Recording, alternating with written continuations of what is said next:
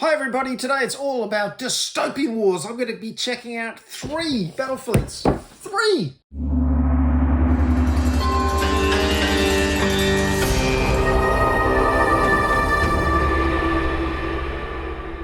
Well folks, Dystopian Wars, if you haven't got into this game, I highly recommend it. It's very, very cool.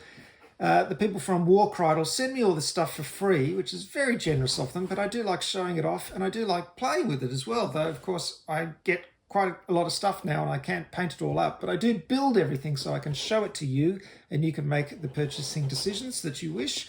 It's a steampunk Victoriana naval-based game, though there's going to be some rules for ground forces as well coming up, but it's mainly naval-based. It has aerial units and submarine units and ships and skimmers and all kinds of very, very cool stuff.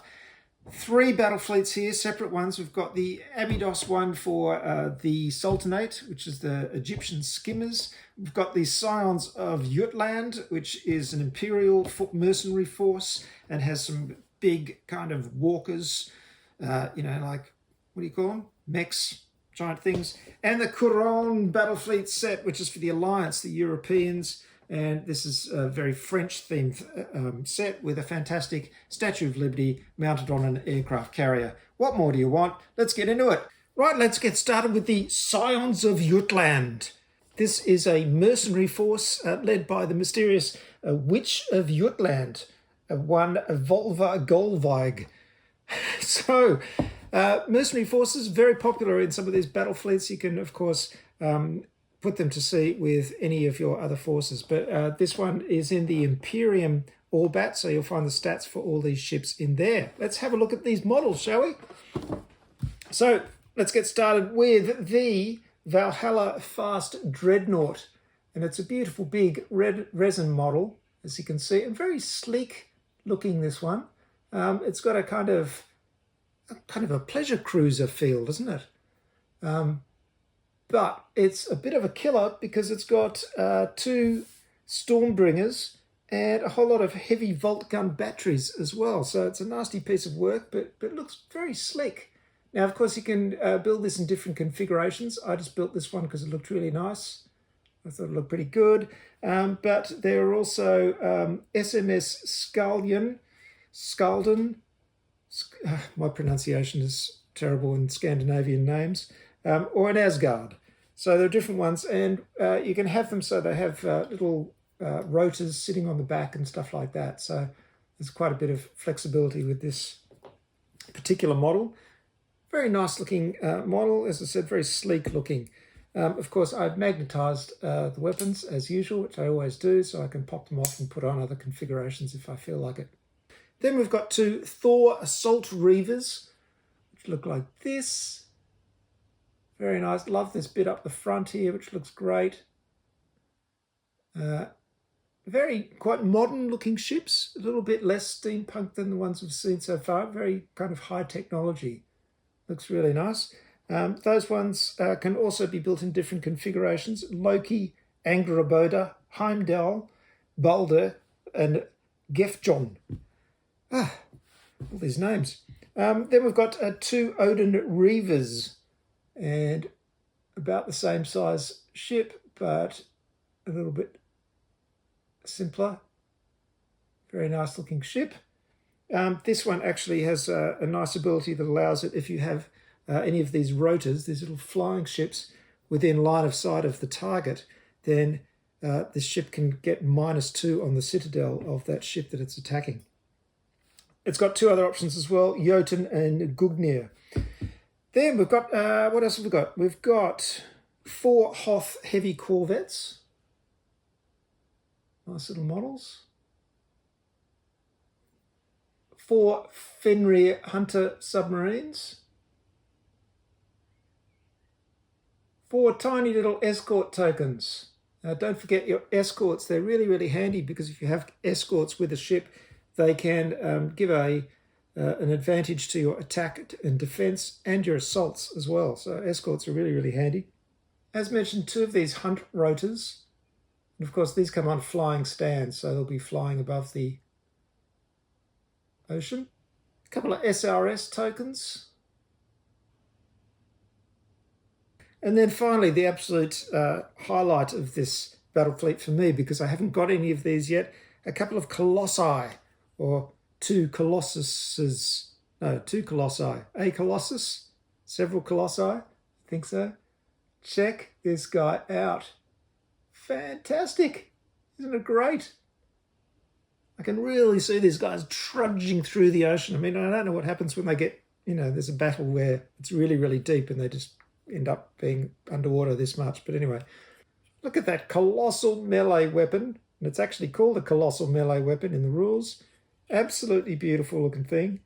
These guys are pretty nasty too. They're very good at ramming things as well. They re-roll blanks when they have their ranged attacks and when they're ramming as well. So they can just go trudging through the ocean and smash into things.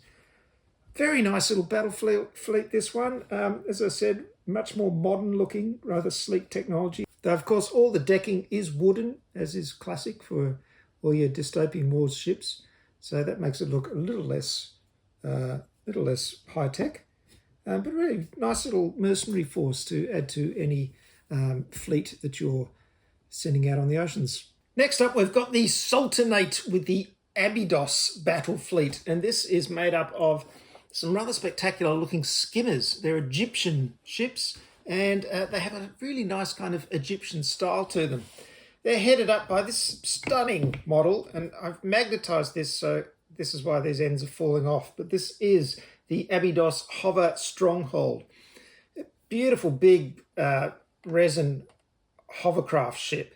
Now what I've done here is magnetize the two pieces at the end here, so I can swap them for these two other pieces, which turn it into one of the other variants.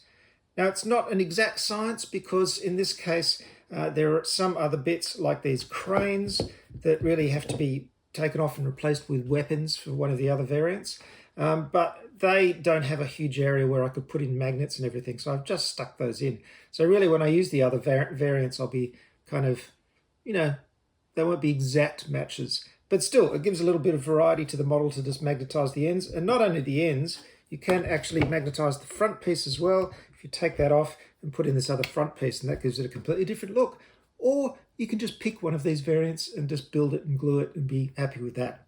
So I just did that to give myself a little bit more variety. But what an amazing thing. Big skimmer. It's absolutely gorgeous. Very imposing on the tabletop. Really like that. The Abydos Hover Stronghold has got 6 gun batteries, plus other stuff as well, other guns as well. And it has these 4 advanced repair facilities, so it can really help with repairing ships. That's why it has all the cranes and these bays where your ships can come in and all the cranes can get to them and repair the damage. So really nice, love that. There's 2 other options for this. As I said, there's the tennis control ship, which is this one here. It uses these end pieces, and that's where you can launch the SRS tokens, which are called Kepri. So that's that option. And then you've got the Pharos Hover Dreadnought, excuse me while I just refer to my notes here, which has 6 etheric lancers and a heavy particle cannon. So really nasty. That's where you take all the cranes off and just have weapons and everything, because that's a really heavy on the weapon options. However, it is lumbering, so it's easier to hit and damage. So there you have the big hovercraft one. Now the other thing this model has is the option to create portals. Now portals come like this. They're these lovely clear resin pieces, and I've just blue tacked them to these bases because I'm going to work out some kind of sea texture there to put them on. But these allow you to basically extend your attacks and line of sight through the portals. So you can leave portals all over the battlefield, or a few of them anyway, and then you can fire through them as though you're, firing to the other side of the battlefield. So some huge options for strategy there. If you leave a portal in just the right place and then go off somewhere else and then fire through it and attack the other ships through the portal, which is a fantastic idea. And I love this clear resin modeling as well. Really nice. So, gee, you could play nothing but Dystopian Wars. There are so many options for strategies and things. If only we all had more time. But I'm really excited by this. I think that's a great idea. Of course, it could all go horribly wrong. You could put a portal somewhere on the tabletop and your opponent could just completely avoid it, and then it's useless. But there you go. Next, we've got 4 Manjet heavy skimmers, and they're really good, chunky looking ships, aren't they? Really solid looking guys. These guys have a heavy magnetic bombard, and they've got lots and lots of options. I mean, when you get ships like this, there are not only options for building them for different classes, but there are also, within the classes, heaps of options for exchanging weapons, building generators, all that kind of stuff. For example, in the case of the Manjet, you can replace the heavy gun with a portal generator, so you can get the portals back into play. So there are so many options. If you're really into list building and min-maxing your army lists, you'll enjoy Dystopian Wars for that aspect. You can build this in 2 different other classes, the Sabha Barrage Skimmer, which has got a salvo missiles solo, or the Sobek Coastal Skimmer, which seems to lean heavily on the ground unit rules. So you've got bombardment and deployment of ground units for that variant. Haven't seen the ground unit rules yet. Now, I'm throwing this in here in the middle of a video, but I will, of course, do proper announcements. There's going to be a sort of epic scale ground forces game set in the Dystopian Wars universe. It's going to be a different scale than Dystopian Wars. So Dystopian Wars is going to have its own add-on rules for ground units. And then there's going to be a whole separate game, I think it's called Armoured Force, which is going to be wars, steampunk wars in a larger scale. So lots of options for ground battles and games coming up. But we'll go into that more when there's more information. Hopefully there'll be a fantastic starter set, which I can show you, and all that kind of cool stuff. There's another option for these guys, which is the Messektet Strike Skimmer, which has got a heavy torpedo salvo, and it's got Vanguard as well. It gets that free move during setup. So there's several options for the heavy skimmers. So next up, you've got these Hashashin Destroyer Skimmers. So Hashashin, of course, being the original name for the assassins and all that stuff. The Sultanate, by the way, is basically the Sultans of Istanbul, and they seem to have sort of taken over the whole area, Persian, Holy Land, everything. So, as usual, very simplified backgrounds and very colonial feel, because it is 19th century Victorian steampunk, so it's got that kind of feel. So you have to put your modern politics aside when you're playing Dystopian Wars. So the Hashashins, great little models. They have this sort of double-pronged front, which gives it a really cool kind of Egyptian kind of feel. I don't know why, but it looks quite Egyptian. These have gun runners, so they're really fast, and they have better firing as well. So they move around, they're agile, and they can fire. And if they move up to a certain distance, they get an advantage on their firing. They also have Shadow Hunter. So after everyone's deployed during setup or during the start of the game, you can redeploy them. So very sneaky little guys. You can also build these as Kopesh fast skimmers, which means they have Vanguard, which basically gives them a free move after setup. They've got Minesweeper abilities as well, so very cool. Now we move on to some nice SRS tokens. There are 4 of those. There's Scarab SRS tokens, very cool. And of course the portals, which I've already shown you. So really nice set. It's got a lovely Egyptian feel, as I said. It's quite subtle, but it just feels a little bit different from the more Western powers, which is very cool. Sultanate has some really nice ships, and I don't have a huge amount of them. I haven't showed off a lot of them yet.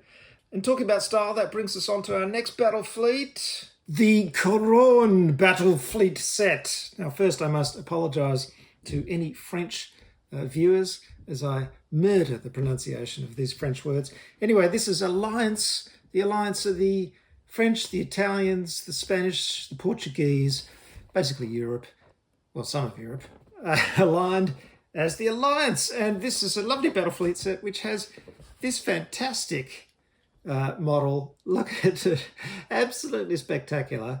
This is, of course, the Couronne ship. It is a grand carrier, and this isn't the base build for it. The base build has just got a heat lance sitting on the top here, but you're not going to build that one. No, you're not, because the whole point of this is to build this fantastic Statue of Liberty, or Dame Liberté, who is it says a goddess, but I don't know what's going on there. But she's built there, and you can have 2 ways of doing it. You can have the arm going forward to shoot her Solex generator, or it can be up in the air in the classic pose. Of course, I had to have it shooting because it just looks so cool. So fantastic ship, and really good to see a little bit of humour leading into the humour here in Dystopian Wars. I just think this is hilarious and really great. It's also inspirational. It's got the inspirational trait, of course, because La Dame Liberté is such an inspiration. So amazing model, and sure to get a laugh every time you bring it out on the battlefield. Next, we've got a couple of fantastic strike cruiser skimmers. These are the Chasseurs. Now, I haven't put these on bases yet, but you of course get bases with clear stands. So these are up above the surface of the water as they go skimming by. They are skimmers, but they have an ability called Levant Surge, which allows them to become aerial. So they're skimming along the water and then they go take off. Really, really cool. And they've got a really nice kind of Flash Gordon rocket feel. I really like them. Super cool. You can also build those as the Furio Levant Grand Corvette, which is more focused on being a landing vessel. It's got enhanced assault capabilities as well. Or the Voliere Levant Strike Carrier, which is basically an SRS token launch pad. We've got two Chevalier cruisers, really nice frontline cruisers. They can launch torpedoes. They've got two torpedo turrets, so they've got a nice fire arc and a couple of heavy gun batteries and a rolling broadside. You can build those as well as the Loire or the Picardy options. Picardy, I should say. Picardy? See, my pronunciation's terrible. French speakers, feel free to correct me. I'd love to learn. Then we've got a couple of submarines. I've built these as the Épaulade artillery submarines. They've got a magnetic bombard, and there's nothing like a submarine model with a huge artillery gun sticking up from the centre of it. I just don't know how that would work in terms of physics, but who cares? It looks very, very cool. But instead you can have a heat lancet, which is the Syrene attack submarine. And then we've got 4 frigates, the Acier frigates. And these are nice little frigates puffing along. Always good to have frigates. Can't go wrong with those. There's a couple of SRS tokens. Large winged aircraft there. And there you have it. Absolutely cool. You just can't go wrong with the Statue of Liberty sitting on a Eiffel Tower base on an aircraft carrier. What more can you want? This is Dystopian Wars. Very, very cool. I hope you've enjoyed looking at these 3 Battlefleet sets. It was a mammoth video. If you've got all the way to the end and watched it all, I appreciate it. Good on you. I hope you found some of this information useful. And maybe it helped in your buying decisions as well, which would make it worthwhile. I'll see you next time. Of course, there'll be more Dystopian Wars in the future. They keep sending me stuff, and I keep loving showing it off. And I've got to do another battle report. I really will do as soon as possible. Please check out all my social media. I'm on the entire range. Pick whichever one you prefer and follow me to get updates of everything that the Esoteric Order of Gamers releases. I've got a Patreon channel if you want to support me. I'd really appreciate that if you do. And don't forget to go to the website where there are hundreds and hundreds and hundreds, 455 or so, rules and references that I've created for popular games. Bye for now. Good gaming.